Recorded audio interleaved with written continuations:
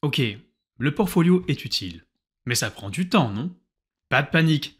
Dans cette vidéo, je vais vous apporter un rituel hebdomadaire à mettre en place qui vous permettra d'enrichir progressivement et tranquillement votre portfolio. Je m'appelle Dylan Job, je suis ingénieur pédagogique et enseignant de la démarche portfolio. Je vous souhaite une très belle vidéo.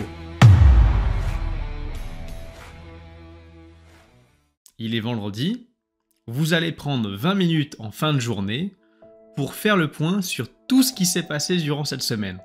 Et vous demandez qu'est-ce qui, dans toutes les réalisations produites, pourrait mériter d'être intégré dans votre portfolio. Et par chance pour vous étudiants RT, vous avez un outil mis à disposition pour organiser et classer vos analyses réflexives et vos traces. C'est génial, non? Ouais. Donc, qu'est-ce que vous allez faire? Vous allez rouvrir ce document. Et d'ailleurs, ce qui est génial dans ce document, c'est qu'il a été mis à jour. Mise à jour de la façon suivante. Si vous observez bien, nous avons maintenant accès aux différents niveaux de formation, but 1, but 2, but 3. Et donc si je clique sur but 2, hop, comme par magie, vous avez les différentes compétences. Donc ce fichier qui était initialement prévu pour les premières années uniquement a été mis à jour et modifié pour intégrer les 3 années but 1, but 2, but 3. Et ça, on dira un grand merci encore une fois à Isabelle. Une fois que vous avez identifié un travail qui pourrait faire l'objet d'une trace pertinente dans le portfolio, vous la qualifiez en donnant un nom, dans la colonne correspondante évidemment, son lieu et sa date de réalisation, et bien sûr ce que vous avez appris ou retenu de ce travail en un mot, un enseignement que vous retenez de ce travail. Une fois que vous avez intégré ces renseignements dans ce fichier, ce qui a dû vous prendre 5 à 10 minutes grand max, vous allez pouvoir consacrer les 10 dernières minutes à vous poser des questions un peu plus existentielles. Qu'est-ce que ce travail vous a apporté personnellement ? Un plaisir particulier?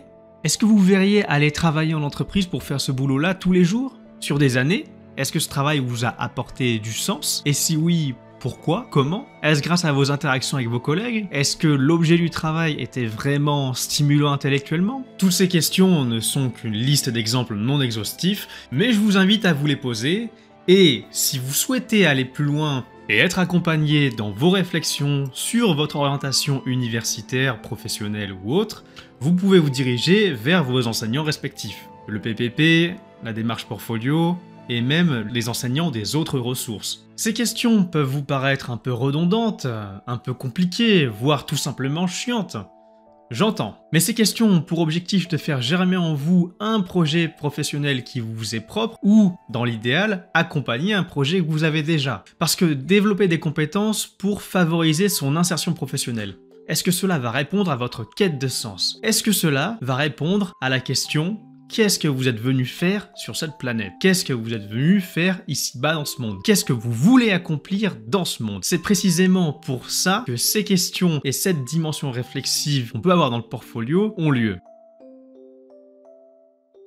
Pour les prochaines vidéos, je pense m'intéresser davantage aux autres utilités de la démarche réflexive, à savoir prendre du recul sur ce que l'on fait en étudiant et d'autre part, se poser des questions et répondre à sa quête de sens. Je viens de m'en apercevoir, mais les vacances de Noël sont déjà là. Il n'y aura donc pas de vidéo durant les 2 prochaines semaines. Prenez du temps pour vous reposer, pour passer du temps avec vos proches, votre famille, amis et autres. Le plus important, joyeux Noël et à l'année prochaine.